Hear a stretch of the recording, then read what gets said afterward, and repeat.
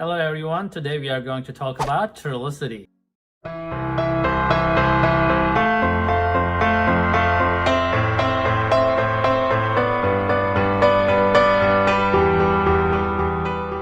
So you probably hear or see on TV or on other advertising channels about Trulicity.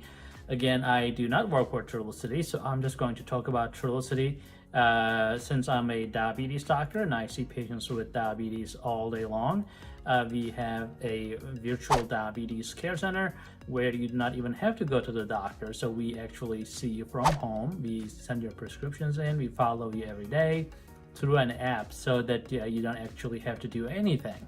So we do everything for you. Now, in case you're prescribed Trulicity, or if we decide to prescribe you Trulicity, we will go over some features of Trulicity so you're not in the dark, so you understand what's going on with you and the medication. So, Trulicity is a gastrointestinal hormone.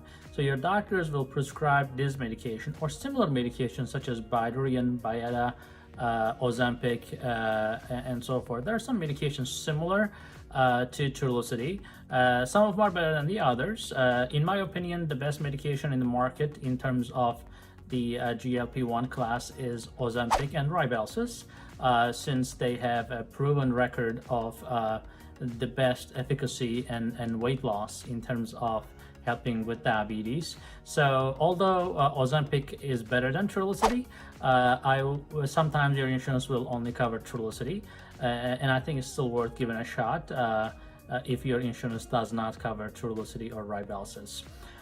In this case, I'll tell you a couple features of Trulicity. First of all, it's a gastrointestinal hormone, and it makes your body make the insulin.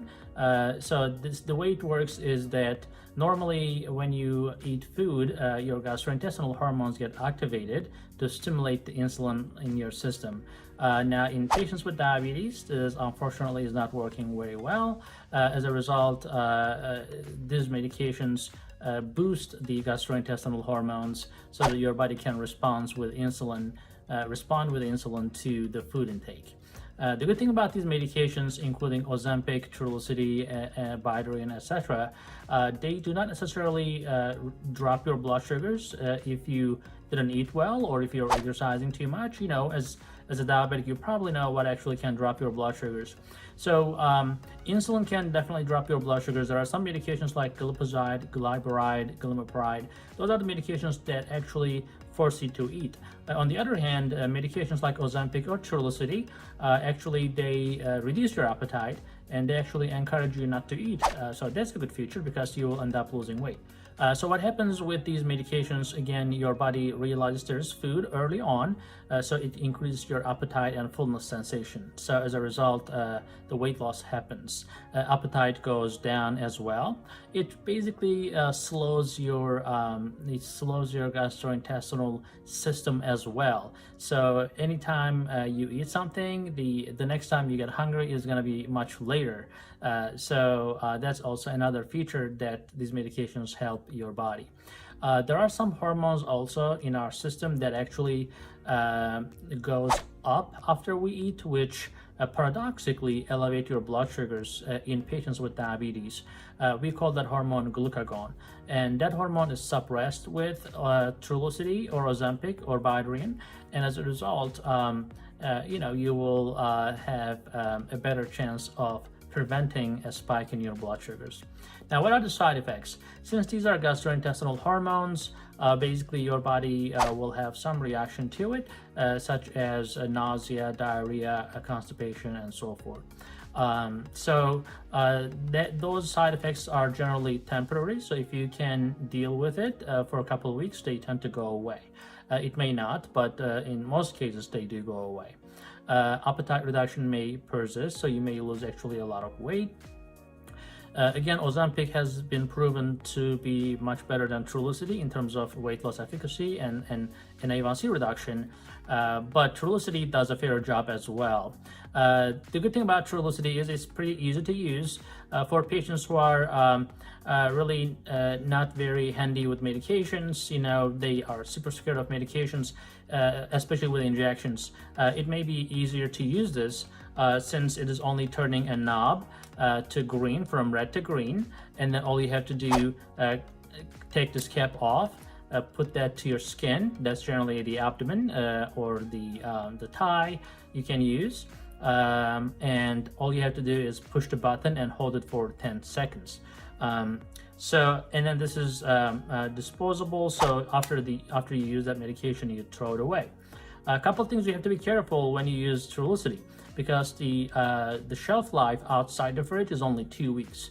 So if you are mailed the medication to your door, and if you forget to put into your fridge, then your 3-month supply may go wasted just because you did not refrigerate the medication immediately. The shelf life is only 2 weeks. Now, if you're using Ozempic, that is 8 weeks. So even if you forgot to put in the fridge, you're not going to lose the whole 90-day supply. So that's one of the advantages of Ozempic over Trulicity. But the good thing about Trulicity is that they hide the needle. Although the needle is much larger than the Ozempic or Victoza, if you have used those medications, since they hide the needle, it's psychologically somewhat better for people who cannot stand seeing the needle.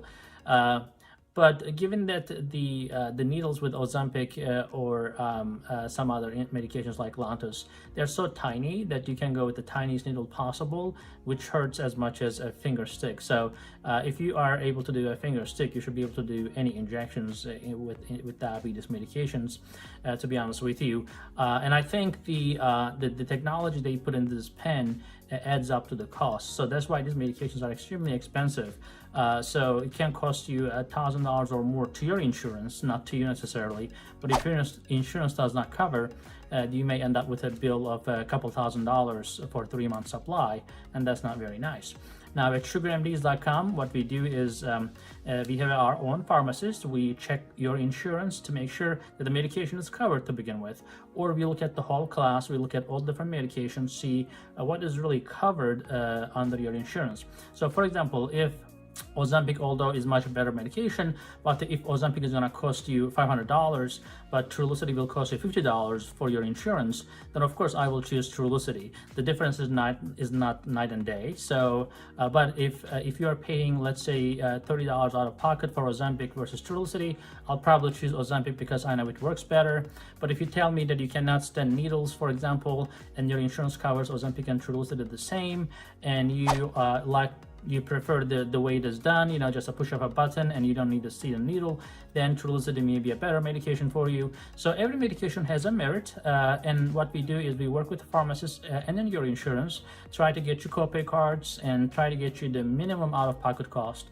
So if you're one of our patients, you will probably save thousands of dollars. At least you will save say $50 copay versus $10 copay.